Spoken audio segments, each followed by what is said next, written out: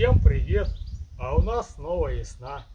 Тепло, солнечно, плюс 10. Ну, завтра слегка похолодает до 8 градусов. Но зато ночью будет тепло от плюс 4. Ну и небольшой дождик обещает. В таких условиях, скорее всего, все быстрее зазеленеет. Ну а оно-то и пора. Сегодня же день весеннего равнодействия, когда день равен ночи. С завтрашнего дня уже будет ночь короче. Ну а по астрономическому календарю именно сегодня начинается отсчет весны. А раньше вроде бы и вообще год начинали с этого дня.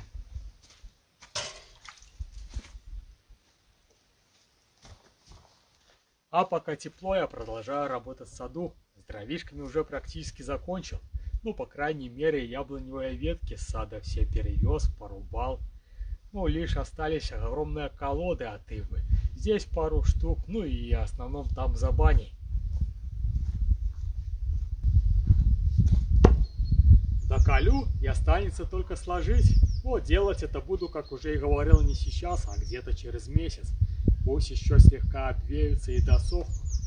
А то, если сейчас покласть их под навес сырыми, а у меня здесь молоденькие липки растут, через неделю-другую пустится лист и будет стена зеленая непродуваемая. А там, в тени, без ветра, к зиме, глядишь, и без дров останешься. Сырые струхнеют. Кстати, обманул я вас, в принципе, как и себя. Говорил, что яблоневых дров будет немного, всего лишь воз, когда резал по месту. Ну а по факту получилось 4, как предполагал раньше. Но только что решил не везти их сюда, так как у них плотность разная. И будут гореть медленнее, и скорее всего может головешка оставаться. То отвез в другое место. Буду полить их, когда самые холодные зимы будут. Ну, либо когда нужно будет шашлычок пожарить. Решил под гараж сложить. Ну, только что делать это буду, скорее всего, быстрее, а не через месяц. Так как ветер там практически не задувает, солнце попадает лишь только во второй половине дня, да и еще и лежать неудобно. В дождь вся вода с крыши будет на них сливаться, то вряд ли будут сохнуть. Здесь в кустах затишнее, свой микроклимат, он уже и трава зеленее. О! И сныть попускалась. Можно будет уже на салатик рвать.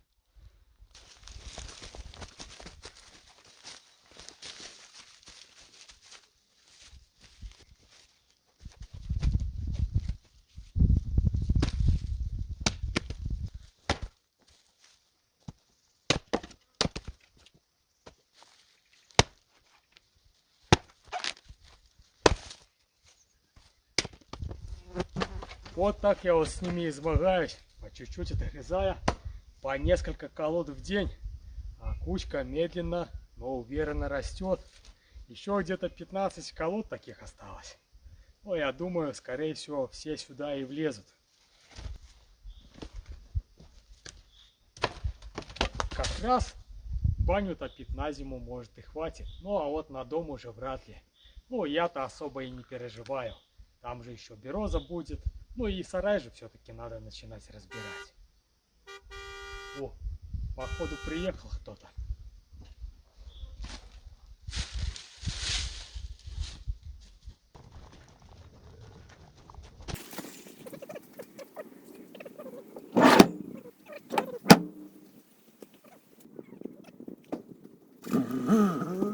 Привезли мне еще одну игрушку. Закончу с древни, будет чем заняться.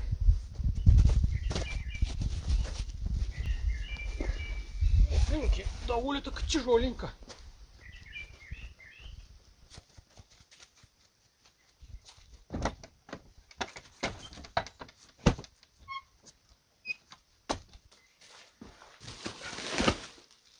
Хотя по весу не так уже и много. 18, 22, чуть больше 40 килограмм. Это я, походу, уже вымотался за день с этими древми. На сегодня 4-я колода. А бывало попадет, сука, и раз 10 по одному месту надо ударить, чтобы хоть чуть-чуть отколоть.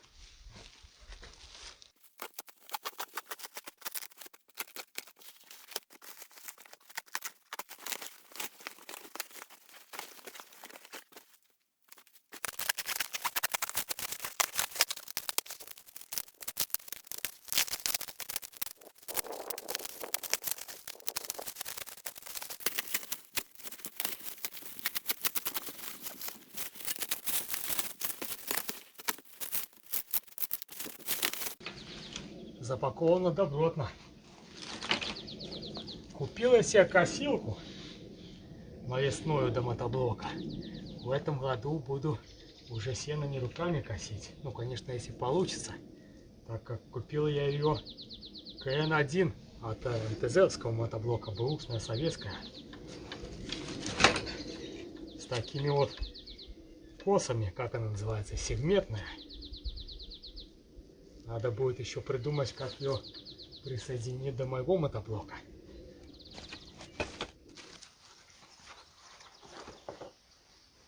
О, презент от продавца.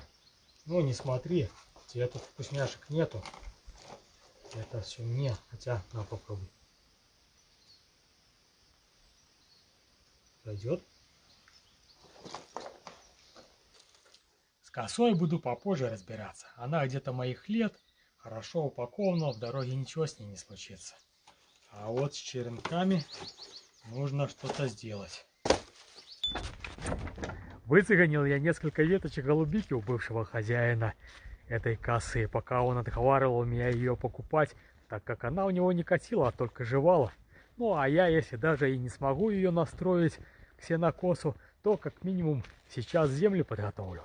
Так как у меня там луга такие, что черт ногу сломит. Если сейчас новую взять, то убью ее еще до начала сезона.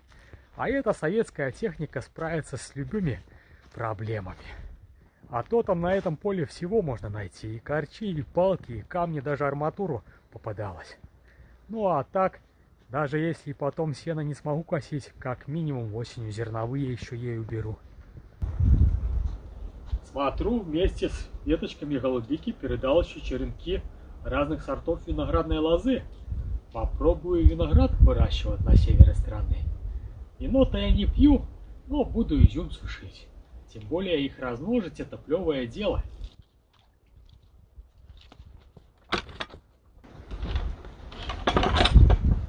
Сейчас и вас научу. Тут нет ничего сложного, каждый сможет.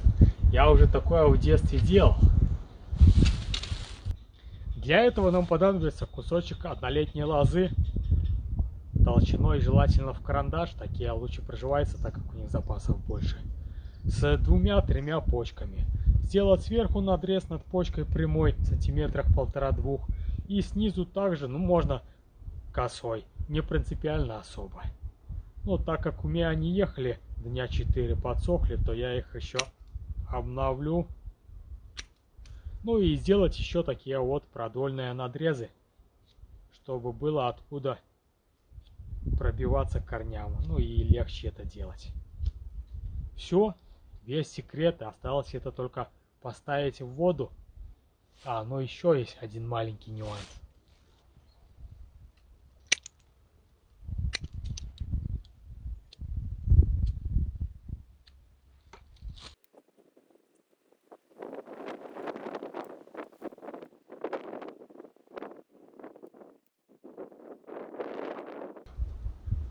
Ну вот, нарезал все, даже и тонкие. Хотя у них очень маленький шанс приживаемости. Ну, для эксперимента посмотрим. Теперь налить водички и поставить, самое главное, в теплое солнечное место. И ждать там дня 3-4 уже будут заметны первые результаты. А вот с голубикой не все так просто. Тут надо будет поколдовать.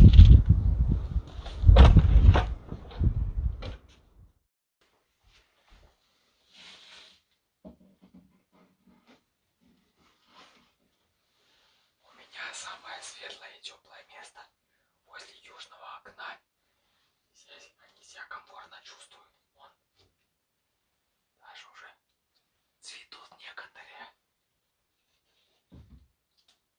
Шепотом говорю, так как ушату тихий час. Спи.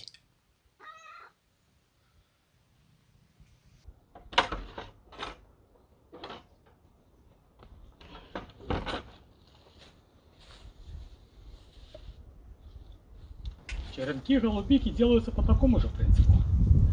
Только что они будут чуть покороче, так как у них почки находятся меньше.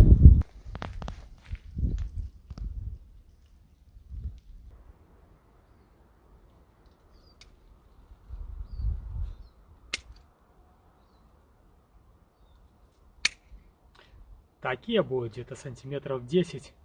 Нижние почки пойдут для корней, ну а верхняя уже для роста стебля. Вот такие вот и столько получилось. Сделал и тонкие, хотя прижимаемость у толстых небольшая. Было бы неплохо еще корневином их обработать, но чего нет-то нет. Ну и теперь их в водичку на денек, чтобы намокли.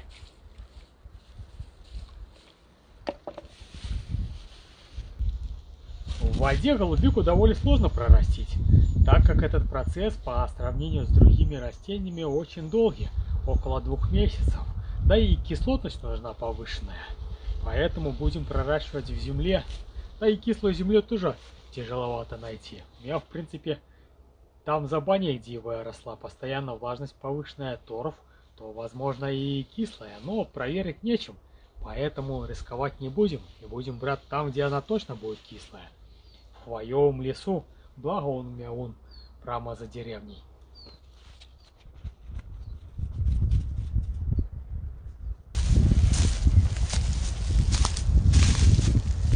Под елкой, перепревший, хвоевый опад будет точно с повышенной кислотностью.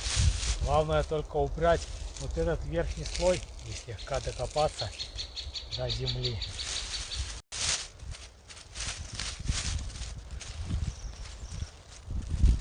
О, какой тут хороший. В таком субстрате будет все расти.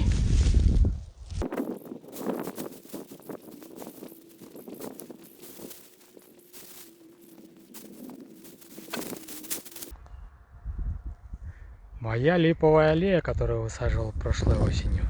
Все деревца прижились, но только что некоторые обломали гороводители, которым места не хватило, чтобы развернуться. Но вроде бы как заново отростки пустились. То приживутся, скорее всего. Ну и там остальные деревцы более-менее в нормальном состоянии. Им бы тоже подсыпать, хотя они кислой земли, наверное, не любят.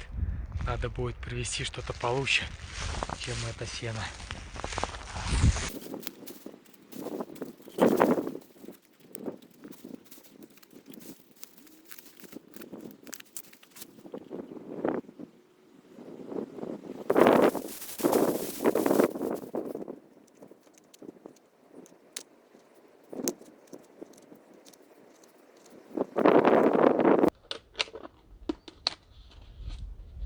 Вот такой вот мини-парничок получился. Как говорится, в тесноте, да не в обиде. Ну и теперь их тоже поставить в теплое, освещенное место. Ну, только чтобы не попадали прямые солнечные лучи, а то они их подсушат. Можно, если на окно, то слегка какой-нибудь пленкой затенить, чтобы было матовое место было. Смотреть периодически, поливать, когда подсохнет земля. Ну и вытаскивать, выбрасывать поврежденные, подгнившие черенки, чтобы они заразу не распространяли. И ждать это месяца 2 где-то. Тогда можно будет смотреть первые результаты. Довольно-таки долго. Это получается середина мая будет. Ну вы там, если что, напоминайте мне. А то делать столько, что я порой и поесть забываю. И таким вот методом можно размножать практически любые растения. Хотя я бы сказал клонировать, так как они получат все характеристики родительского. Ну и делать это лучше во второй половине лета, когда листики есть, тогда проживаемость намного выше, чем брать подсохшие. Возможно, они даже и подмороженные и уже не приживутся. Ну, будем смотреть, что из этого получится.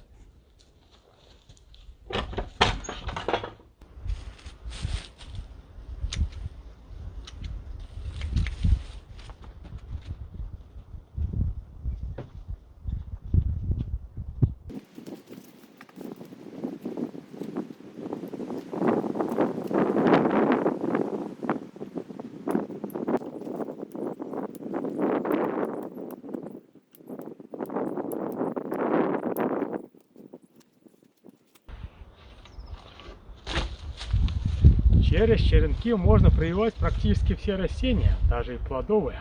Но только что обычно этого никто не делает, так как прививкой намного быстрее получить результат. Ну а если нет подвоя, к которому можно прививать, то черенками намного эффективнее, так как их можно наделать намного больше. Только что этот процесс довольно-таки длинный.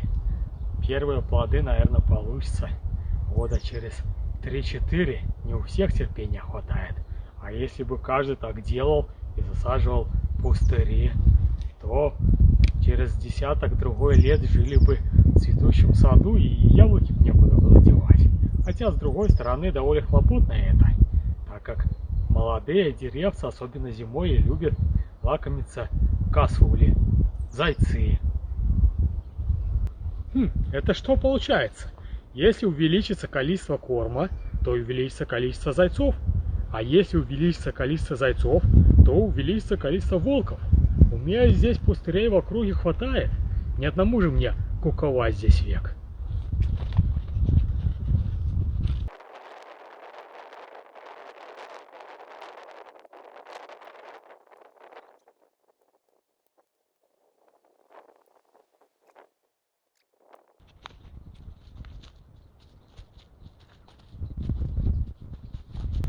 На дереве очень много однолетней поросли, так называемых волчков.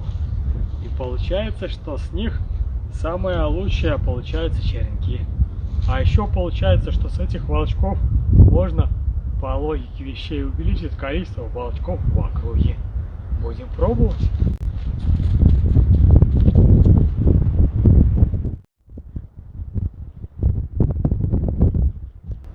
Вот сколько насобирал, пока через леса прошел. Это ж можно гектары садами засадить. Вот только что с таким большим количеством черенков сейчас заниматься времени особо-то нет. Ну что, будем развиваться тогда в другом направлении, через уровень.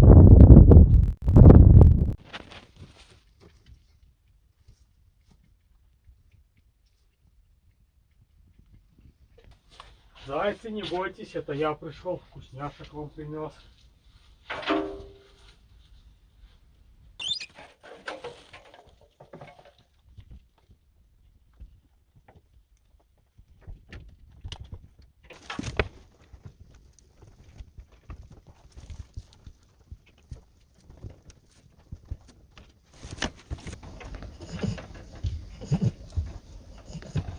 О, как лопает, этот даже мычит от удовольствия.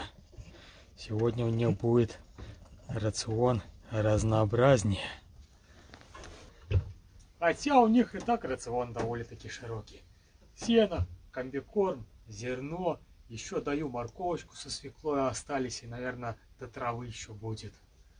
Ну, будет только что чем заняться, погрызть. Хотя они клетки не грызут, они довольно-таки воспитанные. Заметил, что они в двух случаях начинают грызть клетки и буянят. Это либо когда им тесно, тогда они пытаются вылезть и расширить свое пространство, ну, либо когда требуют вкусняшек.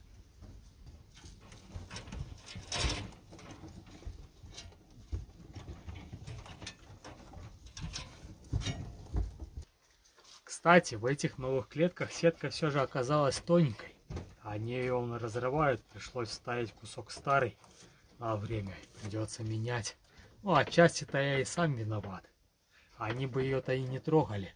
Только что порой заработаешься и не вовремя придешь кормить их. А что там говорить, сам порой забываю поесть.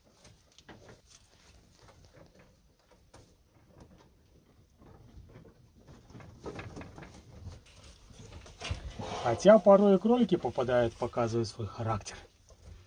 Вот как эта вот самочка, такая дерзкая, темпераментная. Такие и интереснее намного, чем те спокойные.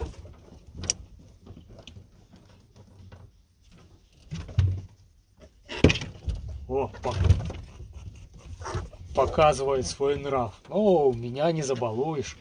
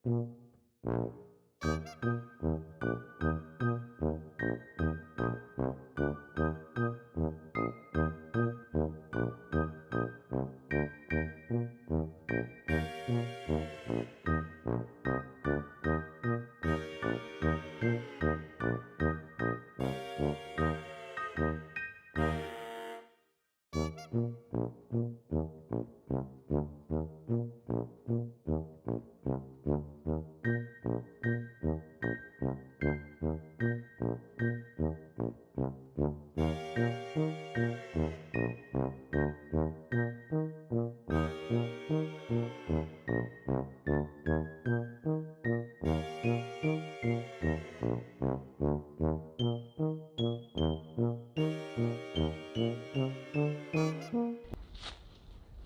вот, побелочку обновил, старые сухие ветки обрезал, и яблоньки будут немного защищены. А то скворцы еще непонятно, будут ли они заселяться в скворечники, которые я делаю в прошлом году. Сидят вон что-то на дубе, чирикают, поют песни, а жилплощадь не занимают. Может быть, из-за того, что шаду их сделала в прошлый год.